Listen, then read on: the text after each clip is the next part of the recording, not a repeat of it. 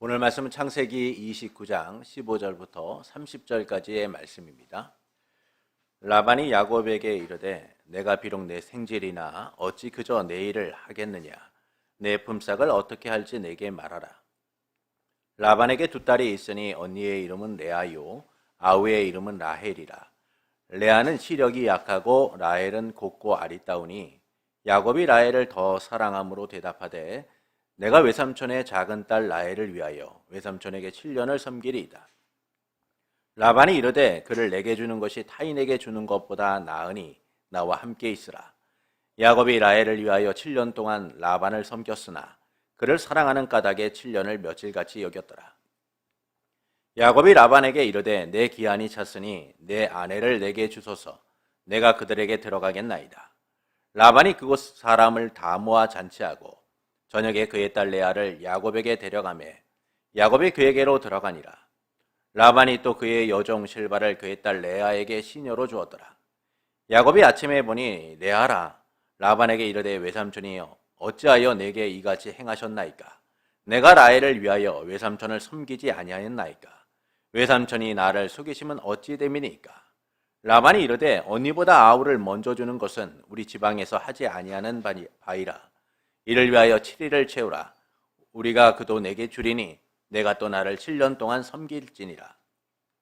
야곱이 그대로 하여 그 7일을 채우매 라반이 딸 라헬도 그에게 아내로 주고 라반이 또 그의 여종 비라를 그의 딸 라헬에게 주어 시녀가 되게 하매 야곱이 또한 라헬에게로 들어갔고 그가 레아보다 라헬을 더 사랑하여 다시 7년 동안 라반을 섬겼더라. 아멘.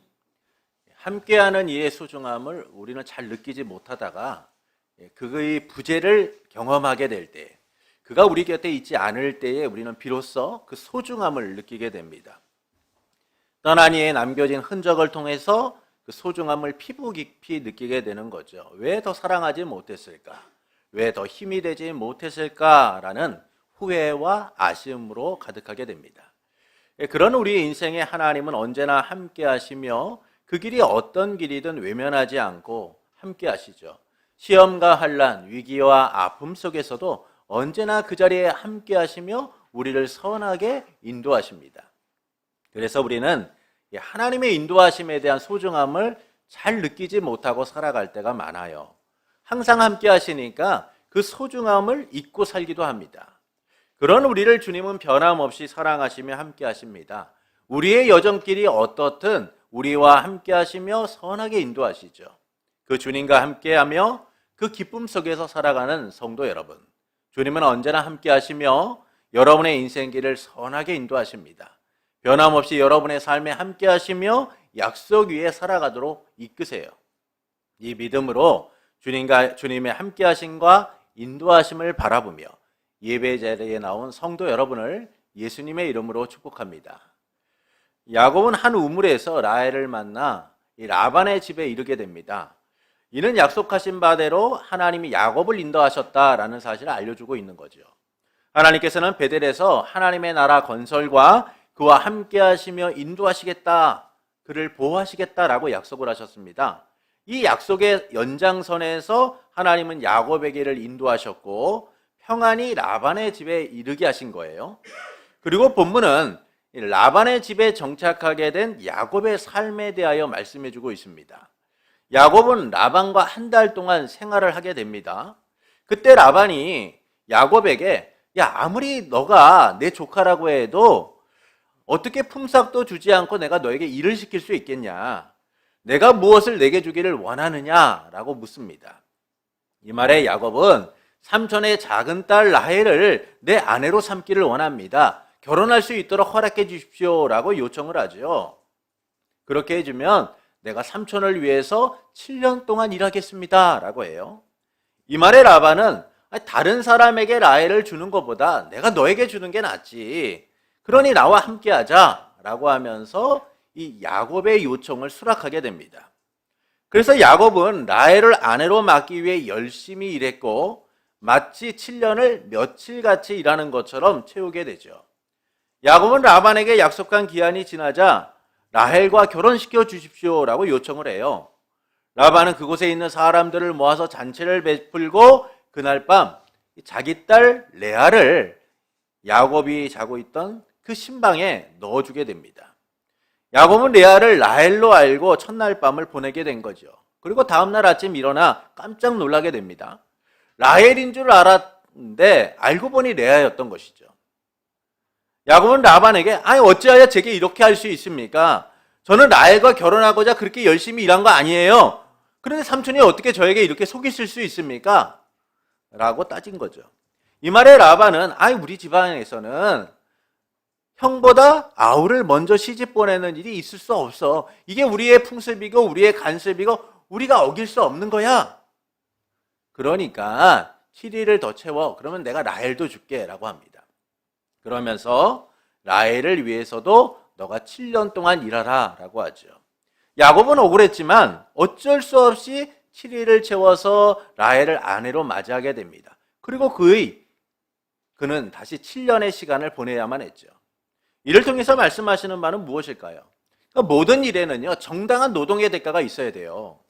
그러나 안타깝게도 우리 사회는 정당한 노동의 대가가 제대로 지급되지 않는 그 현실을 살아가고 있습니다. 힘들게 일한 사람이 그에 맞는 임금을 제대로 받느냐? 그렇지 않아요. 노동의 강도에 비해서 오히려 최저임금 수준에 머물러 있는 이들도 있습니다. 정당한 노동의 대가를 받지 못해 힘들어하는 이들도 많다는 것이 우리 현실인 거죠. 임금체불로 인해 삶 전체가 흔들리는 이들도 있어요. 오히려 정당한 노동의 대가가 지급되어야 하는데 이게 잘 이루어지지 않는 거죠. 근로계약서조차 제대로 쓰여지지 않은 채 또는 계약서가 쓰여졌다라고 해도 이를 무시하고 함부로 갑질을 하는 사람들을 보게 됩니다. 자신이 가진 힘을 이용해서 노동의 가치를 폄하하고 무시하는 이들도 있어요. 그러나 모든 노동의 대가는 제대로 된 가치를 받아야 되는 겁니다. 제대로 된 대가를 받아야 하는 것이 의무인 거죠. 그렇지 못할 때 사람들의 삶은 고단하고 힘들 수밖에 없는 거예요.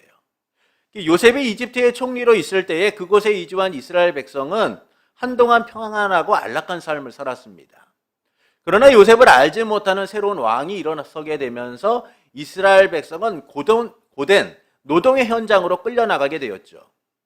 안락하고 평안했던 삶은 고단하고 힘든 삶으로 채워지게 된 거예요. 그렇다고 해서 그들이 노동에 대한 대가를 제대로 받았느냐? 그렇지도 않았습니다. 정당한 대가를 받지 못한 채 오히려 채찍과 억압을 받고 고된 노동의 현장에 투입되어야만 했어요. 이 때문에 이스라엘 백성은 탄식을 합니다. 그들의 날은 오히려 힘들 수밖에 없었고 고통스러울 수밖에 없었고 극복할 수 없는 현실 가운데 마주하게 된 거죠. 제대로 된 대가조차 받지 못한 채 하루하루 노동의 현장에서 힘든 날을 보내야 됐어요. 이런 그들에 대하여 출애굽기 2장 23절은 다음과 같이 말씀합니다. 출애굽기 2장 23절입니다. 여러 해 후에 애굽 왕은 죽었고 이스라엘 자손은 고된 노동으로 말미암아 탄식하며 부르짖으니 그 고된 노동으로 말미암아 부르짖는 소리가 하나님께 상달된지라. 이집트에서 강제 노동에 시달렸던 이스라엘 백성은 너무나 고됐습니다. 얼마나 고됐냐면 그 고통의 소리가, 탄식의 소리가 하나님께 상달될 정도였다라는 거예요. 이처럼 정당한 노동의 대가를 받지 못하면 그 삶 자체가 고통일 수밖에 없는 거예요. 힘든 날일 수밖에 없는 겁니다. 이 점에서 야곱도 정당한 노동의 대가를 받지 못하고 있어요. 오히려 그는 사기 결혼의 피해자가 된 겁니다. 그냥 일을 시킬 수 없다는 외삼촌 라반에게 야곱은 라헬과의 결혼을 조건으로 7년을 일하겠다라고 했습니다. 이 말에 라반은 남에게 주느니 너에게 주는 게 낫지라고 하면서 흔쾌히 이를 수락을 하죠. 야곱은 라헬을 사랑하는 마음으로 7년을 며칠같이 열심히 일을 했습니다. 그리고 고대하던 결혼식이 치러지는 그날 밤 야곱은 라헬 대신 레아를 맞이하게 돼요. 외삼촌 라반이 약속과 달리 레아를 신혼방에 집어넣은 겁니다. 아침에 일어나 이를 확인한 야곱은 라헬을 얻었다는 기쁨은 사라지고 분노로 가득하게 되죠. 아니 어떻게 제게 이럴 수가 있습니까? 라반에게 따졌지만 오히려 라반은 적반하장으로 우리 지방에서는 형보다 아우를 먼저 주지 않아. 난 어쩔 수 없었어. 라고 뻔뻔하게 답을 하는 거예요. 그러면서 라헬을 얻고 싶다면 7일을 채우라고 합니다. 그리고 라헬을 위하여 7년을 더 봉사하라 라고 하죠. 정당한 노동의 대가를 받지 못한 채 야곱은 사기 결혼의 피해자가 된 거예요. 다시 7년을 일하게 된 겁니다. 하나님이 함께 하시며 보호하실 것이다 라고 약속을 했는데 오히려 야곱의 인생에 큰 피해가 찾아오게 된 거죠. 그것도 다른 누구도 아닌 외삼촌 라반에 의하여 그는 억울한 사기 결혼의 피해자가 된 겁니다. 이를 통해서 말씀하시는 바는 무엇일까요? 하나님의 공의를 통하여 언약의 가정이 이루어지고 있다라는 사실을 알려주고 있는 거예요. 야곱이 결혼 사기를 당하는 내용은 단순히 그가 억울한 일을 당했다, 결혼 사기의 피해자가 되었다라고 말해주는 것이 아닙니다. 야곱의 피해를 통하여 하나님의 공의가 실현되었다라는 것이죠. 그리고 야곱이 약속의 계승자로서 그 길을 가게 되고 있다라는 사실을 함께 보여주고 있는 겁니다. 하나님의 약속이 그분의 섭리 속에서 진전되어져 가고 있다라는 거예요. 이 사건을 통하여 야곱의 인생이 멈춰지거나 때로는 잘못된 길로 가고 있는 것이 아니라 하나님의 약속 속에서 야곱의 인생은 진행되어져 가고 있다라는 사실을 함께 보여주고 있는 겁니다. 하나님은 야곱을 언약의 대상자, 약속의 계승자로 삼으셨습니다. 그러나 야곱은 그에 따른 자격이 없는 사람이죠. 여러분, 우리가 야곱을 생각해 보십시오. 야곱이 자격이 있는 사람입니까? 그는 자격이 없는 사람이에요. 그럼에도 불구하고 하나님은 그를 찾아와 약속의 계승자, 하나님 나라의 상속자로 삼으신 거죠. 또한 그와 함께 하시며 그를 지키고 보호하시겠다라고까지 약속하셨습니다. 이 과정에서 야곱은 지금 큰 실패를 경험하고 있는 거예요. 철석같이 믿었던 외삼촌 라반에게 결혼 사기를 당한 겁니다. 물릴 수도 없는 현실에 야곱은 분노할 수밖에 없죠. 그런데도 라헬을 사랑하는 마음이 컸기 때문에 이 조작된 결혼, 사기 결혼을 그는 그대로 받아들일 수밖에 없었던 거예요. 그래서 7년을 더 봉사하게 됩니다. 고되고 힘든 나를 사랑의 힘으로 이겨낼 수밖에 없었던 거예요.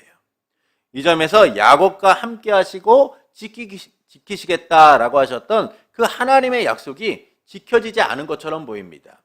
하나님이 지키고 보호하시겠다라고 했다면 이런 결혼 사기의 피해는 당하지 말았어야 되죠. 야곱이 속아서 라반의 두 딸을 아내로 맞는 내용은 언약 성취에 문제가 있는 것처럼 보여요. 하나님의 약속이 제대로 이루어지지 않는 것처럼 보이는 거죠. 하나님의 약속이 지켜졌다면 이런 피해의 대상자가 되어서는 안 되는 겁니다. 그러나 야곱은 결혼 사기의 피해자가 되었고 예상치 못한 7년의 시간을 더 허비하게 된 거죠. 그러나 야곱의 실패는 하나님의 약속이 지켜지지 않았다라고 말하고 있는 게 아니에요. 하나님의 약속이 실패했다라고 말하는 것이 아닙니다. 하나님이 그 약속을 온전히 지키기 위하여 일하셨다라는 거예요. 하나님이 인도하셨다라는 것이죠. 야곱을 언약의 계승자로 세우기 위하여 하나님이 이루신 일이라는 겁니다. 결혼이라는 언약의 과정을 통하여 야곱이 성숙한 하나님의 사람으로 성장되어져 가도록 하나님은 그 일을 진행하고 계시다라는 거예요. 이 점에서 본문은 야곱의 결혼을 통하여 우리에게 두 가지를 알려주고 있습니다. 첫째는 약속의 계승자로서 약속의 계승자로 세우기 위하여 야곱의 죄의 책임을 묻고 계시다라는 거예요. 야곱의 결혼 사기는 매우 계획적으로 라반에 의하여 이루어졌다라는 사실을 우리는 발견하게 됩니다.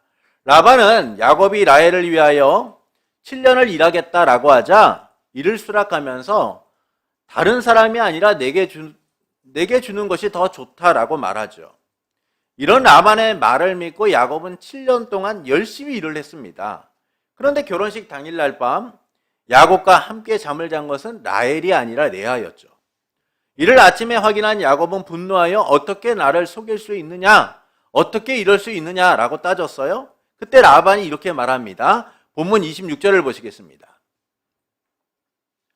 라반이 이르되 언니보다 아우를 먼저 주는 것은 우리 지방에서 하지 아니하는 바라. 라반은 레아를 야곱에게 준 일이 하란 지방의 전통적인 관습이었기 때문에 어쩔 수 없었다라고 말해요. 이는 바뀔 수 있는 것이 아니다라는 거예요. 바뀔 수 있는 게 아니라는 거예요. 이 점에서 라반은 라헬을 야곱의 아내로 먼저 줄 수 없다라는 사실을 알고 있었어요. 형보다 아우를 먼저 줄 수 없잖아요. 그러면 레아를 먼저 결혼시키기 위하여 이야기를 했어야죠. 야곱아, 네가 라헬을 원한다고 해도 우리 풍습이 그렇지 않아. 그래서 어쩔 수 없이 네가 라헬을 얻고자 한다면 레아가 시집가기를 기다려야 돼. 이렇게 말해야 되지 않았겠습니까? 라반은 풍습을 알고 관습을 알면서도 야곱에게 이런 이야기를 하지 않는 거예요. 그냥 환영의 의사만을 표합니다. 그래, 좋아, 나도 좋아. 그러니 우리 함께 하자라고 얘기하는 거죠. 이와 같은 라반의 속임수에 당한 야곱은 어쩔 수 없이 라헬을 막기 위하여 7일을 채우고 7년을 더 일하게 됩니다. 이런 야곱의 모습을 통하여 우리는 형 에서와 아버지 이삭을 계획적으로 속였던 야곱의 모습을 떠올리게 되는 거죠. 야곱은 라반이 자신을 속인 것 이상으로 형 에서와 아버지 이삭을 속인 자였습니다. 장자의 명분과 축복권을 얻기 위하여 계획적이고 의도적으로 그는 형과 아버지를 속인 자였죠. 이 일에 대하여 하나님은 심판하고 계신 거예요. 그분의 공의가 야곱의 결혼 과정에서 이루어지게 한 겁니다. 하나님께서는 공의로우신 분입니다. 야곱의 죄를 외면하지 않은 분이시죠. 그가 약속의 계승자로서 세워지는 데 있어서 이 죄의 문제는 언젠가는 해결돼야 되는 문제예요. 왜냐하면 하나님은 공의로우신 분이기 때문입니다. 야곱이 결혼 사기를 당함으로 속이는 일이 얼마나 악한 일인가를 알게 하심을 통하여 자신의 죄를 깨닫게 하시는 거예요. 야, 너는 이 결혼 사기를 통하여 억울하고 힘들다고 얘기하고 있지. 그러나 너는 너의 형과 아버지를 속였지 않느냐. 하나님은 야곱이 무슨 죄를 지었는지를 깨닫게 하시고 그 죄의 문제를 해결하고 계신 거죠. 하나님은 그가 약속의 계승자라는 이유만으로 그 죄를 없는 것처럼 여기는 분이 아니에요.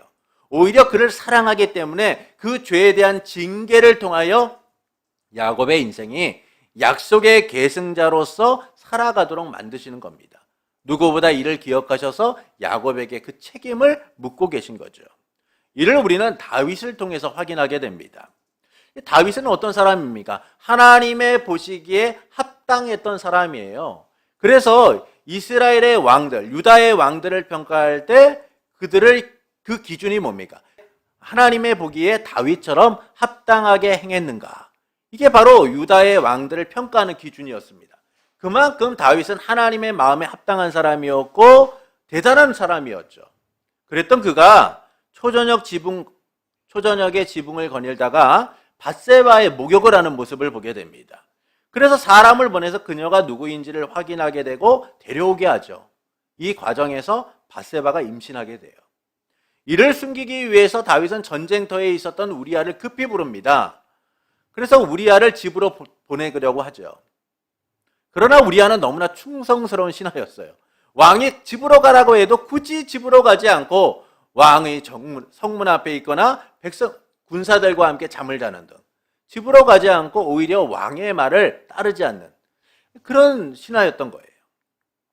그래서 다윗은 어쩔 수 없이 이 우리아를 다시 전쟁터로 보내면서 요압에게 편지를 보내게 됩니다.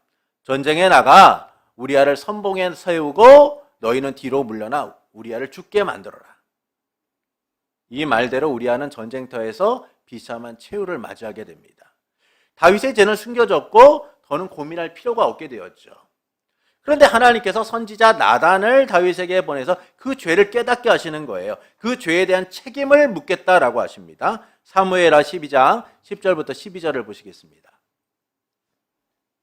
이제 내가 나를 업신여기고 햇사람 우리아의 아내를 빼앗아 내 아내로 삼았은즉 칼이 내 집에서 영원토록 떠나지 아니하리라 하셨고 여호와께서 또 이와 같이 이르시기를 보라 내가 너와 내 집에 재앙을 일으키고 내가 내 눈앞에서 내 아내를 빼앗아 내 이웃들에게 주리니 그 사람들이 내 아내들과 더불어 백주에 동침하리라. 너는 은밀히 행하였으나 나는 이스라엘 앞에서 백주의 일을 행하리라 하셨나이다 하니 하나님께서는 다윗이 지은 그 죄를 그대로 내버려 두지 않으세요. 그 죄에 대한 책임을 심판을 지게 하시는 겁니다. 이 일로 다윗의 딸 다말이 암논에게 더럽힘을 당하고 암논은 다말의 오빠였던 압살롬에 의하여 죽게 되죠. 그리고 압살롬은 반역을 일으켜 백성들이 지켜보는 앞에서 다윗의 후궁들을 범하는 끔찍한 일이 일어나게 됩니다. 이처럼 하나님은 다윗의 죄에 대하여 분명하게 그 책임을 묻고 계신 거예요.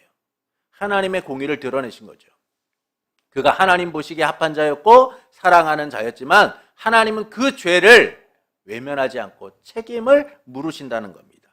이 점에서 하나님은 언약 안에 있는 자라도 죄에 대한 책임을 묻고 계시다라는 사실을 우리에게 알려주고 있는 거죠. 이는 하나님이 공의로우시며 또한 사랑의 하나님이시다라는 사실을 함께 알려주고 있는 겁니다. 하나님은 그들을 징계하여 하나님의 약속 위에 바로 서도록 하시기 위한 목적이 있는 거예요.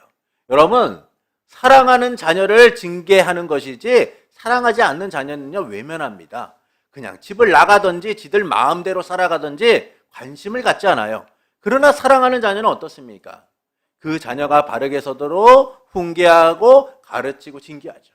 하나님이 우리에게 공의로서 행하시는 그 일들은 우리를 사랑하시기 때문이다라는 거예요. 그래서 하나님은 징계를 통하여 약속 위에 살아가도록 우리가 더욱더 하나님의 백성으로 살아가도록 이끌고 계시는 겁니다. 이 점에서 야곱이 속은 일은 하나님께서 야곱이 지은 뒤에 대한 책임을 물으심을 통하여 그가 약속의 계승자로서 서도록 이끌고 계신 거예요. 결혼이란 그 약속의 과정에서 하나님은 야곱의 죄를 해결하시고 그가 약속의 길을 따라 하나님과 동행할 수 있도록 이끌고 계시다라는 겁니다. 둘째는 언약을 이루는 일은 인내와 연단의 과정이 포함된다라는 사실을 함께 보여주고 계신 거예요. 야곱은 누구보다 쉽게 자신이 원하는 것을 얻었던 사람입니다. 그런데 라헬을 얻는 과정에서는요, 이 일이 뜻대로 되지 않는 것을 보게 되죠. 본문 27절부터 30절을 보시겠습니다. 이를 위하여 7일을 채우라. 우리가 그도 내게 주리니 내가 또 나를 7년 동안 섬길지니라.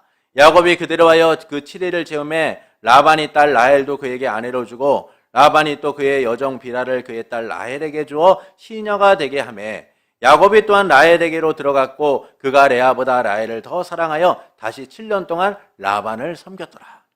라헬을 위하여 7년을 며칠처럼 일했던 야곱이 다시 7년을 일하게 된 겁니다. 쉽게 원하는 것을 얻었던 야곱이 이제 원하는 것을 얻기 위해서는 인내와 연단이 필요하다는 사실을 깨닫게 된 거죠. 그 과정에서 얻어지는 기쁨과 감격을 비로소 알게 된 거예요. 그래서 하나님께서는 이 결혼의 과정을 통하여서 야곱에게 참된 가치란 세상의 꼼수나 잘못된 방식으로 얻어지는 것이 아니라 정당한 과정과 인내와 연단의 시간을 통해서만 얻어질 수 있다는 사실을 알려주고 계신 거예요. 소망은 요행이나 헛된 방식으로 얻어지는 게 아닙니다. 인내와 연단을 통해서만 얻어지는 거죠. 야곱이 가는 길에서 예상치 못한 일을 만나고 어려움을 겪는다라고 할지라도 하나님의 약속은 반드시 이루어진다라는 사실을 또한 알려주고 계신 거예요. 지금 야곱에게 필요한 것은 조급한 마음과 쉬운 요행이 아니에요. 예전에 형 에서와 아버지 이삭을 통하여 장자권과 축복권을 쉽게 얻었던 것처럼 그렇게 쉽게 살아가는 것이 아니라 인내와 연단을 통하여 하나님의 약속을 바라보는 삶, 하나님이 함께 하시는 삶을 누리도록 하나님은 이 결혼의 과정을 통하여 참된 가치를 누리는 것은 인내와 연단의 시간이 필요하다라는 사실을 깨닫게 하신 겁니다. 그래서 그가 믿고 기다리는 자, 하나님의 소망을 향하여 인내할 수 있는 자가 되도록 하고 계신 거죠. 하나님의 주권적 섭리에 의하여 하나님의 약속과 하나님의 나라가 이루어질 것을 소망하며 나갈 수 있도록 그가 인내하는 자가 되도록 하나님이 훈련시키고 계신 거예요. 그리고 로마서 5장 3절부터 4절은 우리에게도 인내와 연단의 시간이 얼마나 소중한 시간인가를 이렇게 알려주고 있습니다. 다만 이뿐 아니라 우리가 환난 중에도 즐거워하나니 이는 환난은 인내를, 인내는 연단을, 연단은 소망을 이루는 줄 알미라. 이처럼 소망을 이루는 삶은요 그냥 얻어지는 게 아니에요. 인내와 연단의 시간이 필요한 겁니다. 그러나 그 인내와 연단의 시간이 헛되지 않은 것은 하나님께서 우리를 주권적으로 인도하시고 그 소망을 반드시 이루도록 하시는 분이기 때문이죠. 그래서 야곱의 인내와 연단의 시간은 그의 실패를 나타내고 있는 게 아닙니다. 야곱이 실패했다, 7년의 시간을 더 일해야만 한다라고 알려주고 있는 것이 아니라 그 실패 속에서도 하나님의 약속은 진행되어져 가고 있다라는 사실을 보여주고 있는 것이죠. 그리고 그 인내와 연단의 시간이 헛된 시간이 아니다라는 것을 알려주고 있는 겁니다. 라헬을 더 사랑함으로 7년을 견딘 것처럼 하나님의 약속을 기대하며 그가 인내하는 자가 되기를 하나님은 원하고 계신 거죠. 인내와 연단을 통해서 야곱은 하나님이 이루실 하나님의 나라와 함께 하시고 보호하시고 고향으로 돌아가게 하실 그 약속을 바라보는 삶을 이제 시작하게 된 거예요. 그래서 하나님은 야곱의 결혼 사기를 통하여 하나님의 약속이 진행되고 진전되어져 가고 있다라는 사실을 함께 알려주고 계신 겁니다. 이를 잘 보여주는 것이 바로 이제 31절 이후부터 나오는 자녀 출생에 대한 말씀이에요. 이처럼 잘못된 야곱의 결혼은 하나님에 의해 이루어지는 위대한 과정으로 진행되고 있습니다. 그래서 이 야곱의 결혼 사기에 대한 이야기가 끝나고 나서 레아가 바로 출산하는 이야기들이 나오죠. 이것은 하나님의 약속대로 그가 번창하기 시작했다라는 사실을 함께 알려주고 있는 겁니다. 하나님은 야곱이 라헬을 얻는 과정을 통하여 하나님의 약속을 누리는 일은 쉽게 얻어지는 것이 아님을 알려주심을 통하여 하나님의 나라를 소망하고 나가는 일 또한 인내와 연단의 시간이 필요함을 알게 하신 거예요. 결국 본문은 하나님의 공의가 야곱에게 이루어짐을 통하여 하나님의 언약이 계속 진행되고 있다라는 사실을 알려주고 있는 겁니다. 그리고 이를 통하여 하나님은 야곱을 하나님 나라의 계승자 이스라엘로 세워가시는 것이죠. 지금은 여전히 부족하지만 하나님은 야곱을 사기꾼이 아니라 하나님을 이긴 사람으로서 세워가시는 거예요. 진정한 이스라엘이라는 이름에 합당한 자가 되도록 하나님은 그를 그렇게 훈련시키고 연단시키며 성장시켜 가시는 겁니다. 그리고 하나님께서는 야곱에게 약속하셨던 그 하나님의 나라를 예수 그리스도 안에서 우리에게 이루신 거죠. 이를 위해 예수님께서는 약속의 참된 계승자로서 이 땅에 오셨어요.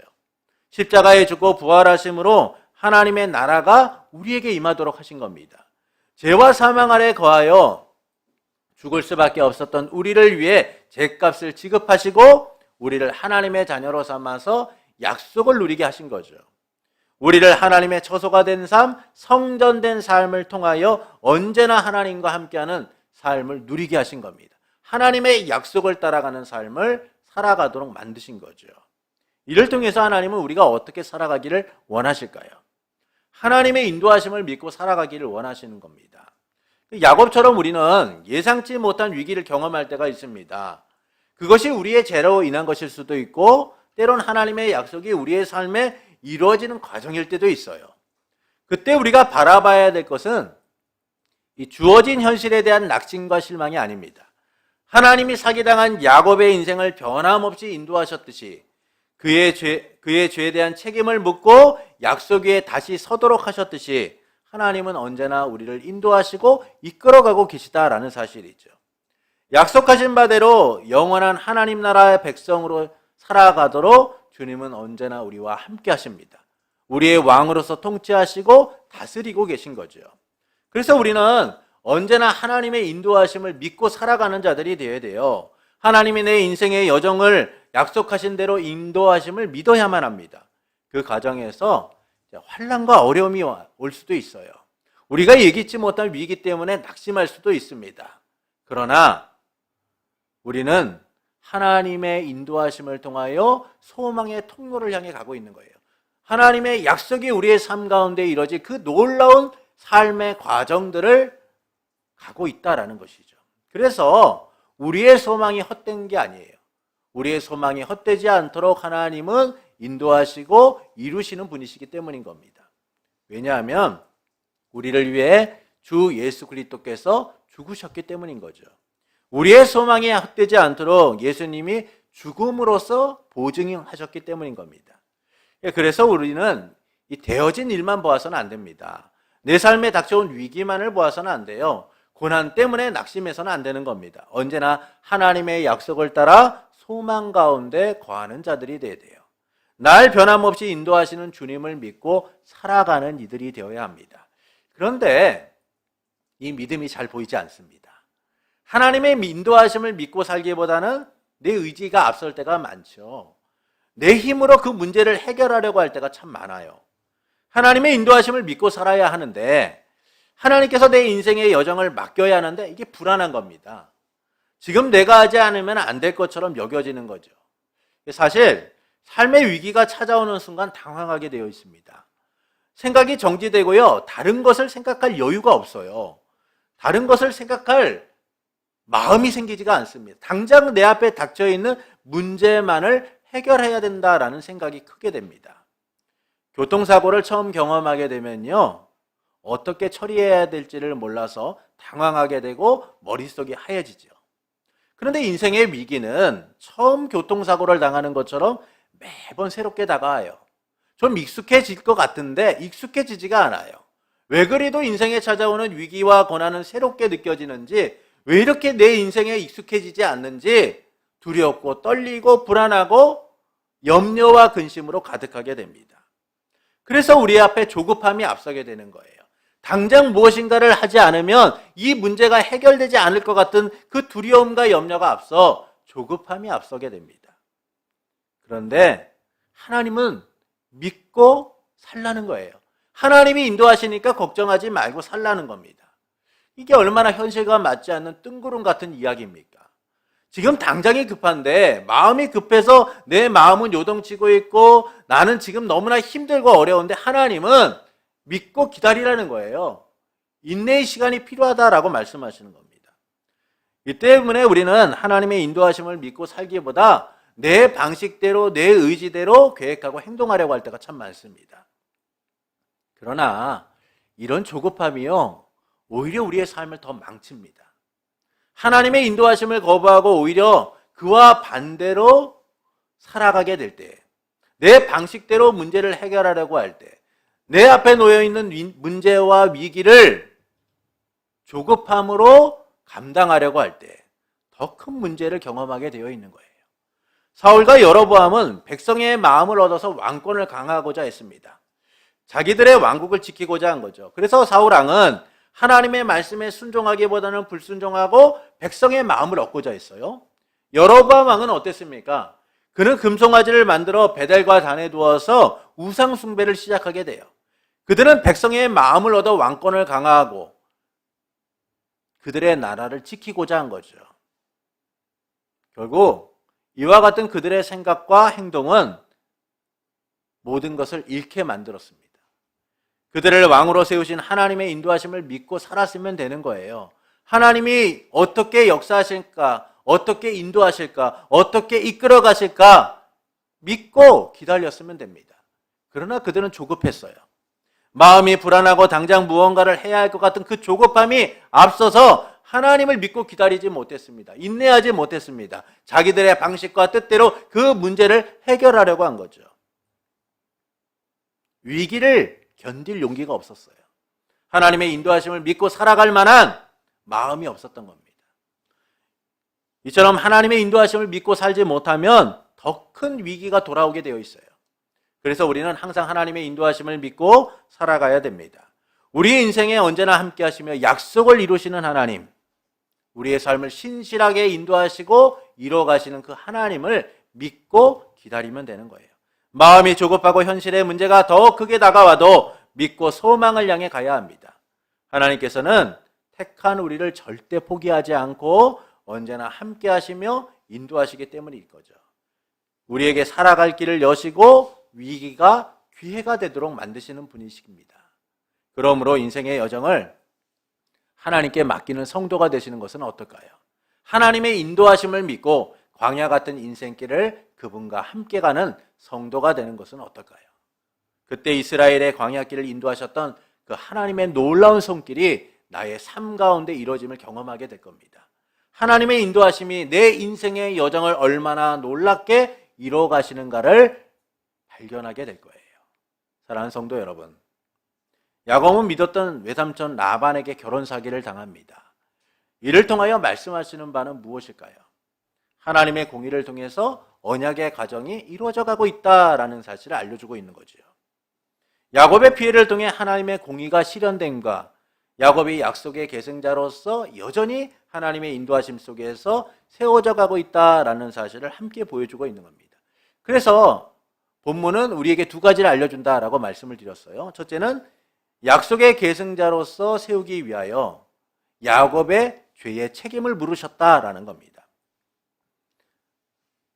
야곱이 외삼촌 라반에게 속아 결혼한 것은 지난날 형 에서와 아버지 이삭을 속인 일에 대한 책임을 하나님이 물으신 거죠. 하나님께서는 약속의 계승자라는 이유만으로 그의 죄를 모르거나 외면하는 분이 아니세요. 오히려 그에게 책임을 물어서 하나님이 얼마나 그를 더 사랑하고 계신지, 얼마나 그의 인생을 놀랍게 인도하고 계시는지를 알도록 하시기 위하여 그 죄에 대한 책임을 물으신 겁니다. 둘째는 언약을 이루는 길은 인내와 연단의 과정이 포함된다라는 사실을 알려주고 계신 거죠. 야곱은 누구보다 원하는 것을 쉽게 얻었던 사람입니다. 그러나 자신의 뜻과 달리 라헬을 얻는 과정은 너무나 힘들고 어려운 과정이었어요. 이 과정을 통하여 하나님은 참된 가치를 얻는 일이란 인내와 연단의 시간이 필요하다라는 사실을 깨닫게 하신 거죠. 이처럼 하나님은 야곱의 잘못된 결혼을 통하여 하나님의 공의가 이루어지고 있다라는 사실과 함께 여전히 야곱이 하나님의 인도하심 속에서 이끌려가고 있다라는 사실을 보여주고 계신 겁니다. 그리고 하나님께서는 그 야곱에게 약속하셨던 그 하나님의 나라가 예수 그리스도를 통하여 우리에게 이루어지게 하셨어요. 예수님께서는 하나님의 나라의 왕으로 오셨고 우리를 위해 죽고 부활하심으로 우리를 하나님의 나라 백성으로 삼으셨습니다. 야곱의 인생길을 인도하셨던 하나님의 인도하심이 우리의 인생에 구체적으로 이루어지도록 임마누엘, 언제나 함께 하시는 그 하나님의 역사를 누리며 살아가도록 우리와 함께 하시며 인도하고 계세요. 이를 통해 하나님은 우리가 어떻게 살기를 원하실까요? 하나님의 인도하심을 믿고 살아가는 자가 되기를 원하시는 거예요. 그러나 우리에게 하나님의 인도하심을 믿는 모습이 잘 보이지 않을 때가 많습니다. 내 의지와 내 힘으로 살아가려고 하기 때문이죠. 하나님의 인도하심에 내 인생을 맡기기보다는 당장 내가 내 인생을 위하여 행동하지 않으면 안 된다고 생각하기 때문인 겁니다. 신앙의 조급함, 인생의 조급함이 하나님과의 관계를 멀어지게 하고 끊게 하는 원인이 되는 거예요. 그러나 하나님은 여전히 우리와 함께 하시며 인도하십니다. 하나님은 그의 택하신 백성을 포기하지 않으실 뿐만 아니라 그 백성이 하나님의 약속 위에 바로 서도록 언제나 함께 하시며 인도하고 계세요. 우리가 믿지 않아도 우리의 방식대로 살려고 해도 하나님은 그런 우리를 깨닫게 하여 하나님의 약속 위에 살아가도 이끌고 계세요. 그래서 우리는 하나님의 인도하심을 믿고 살아가는 이들이 되어야 됩니다. 주님은 언제나 우리를 선한 길로 인도하십니다. 우리가 어디로 가야 할지, 무엇을 해야 할지 누구보다 잘 아시는 분이죠. 그러므로 하나님의 인도하심을 믿고 살아가면 됩니다. 이를 위해 인생의 여정을 하나님께 맡기고 살아가는 성도가 되시는 것은 어떨까요? 하나님의 인도하심을 믿고 광야의 인생길을 그분과 함께 동행하는 성도가 되시는 것은 어떨까요? 그때 인생의 길이 반석 위에 서게 됨을 알게 될 거예요. 고난과 환난이 소망의 여정이고 과정임을 우리는 알게 될 겁니다. 거대한 벽처럼 느꼈던 인생의 문제가 더 이상 우리의 삶의 문제가 되지 않고 하나님이 우리의 삶을 이끌어 가시고 인도하시는 은혜임을 우리는 고백하게 될 거예요. 그러므로 하나님의 인도하심을 믿고 살기를 원하는 성도 여러분에게 언제나 함께 하시고 인도하시는 삼위일체 하나님 안에서 인생의 여정에서 그분의 놀라운 손길을 경험하는 삶이 되기를 예수님의 이름으로 축원합니다.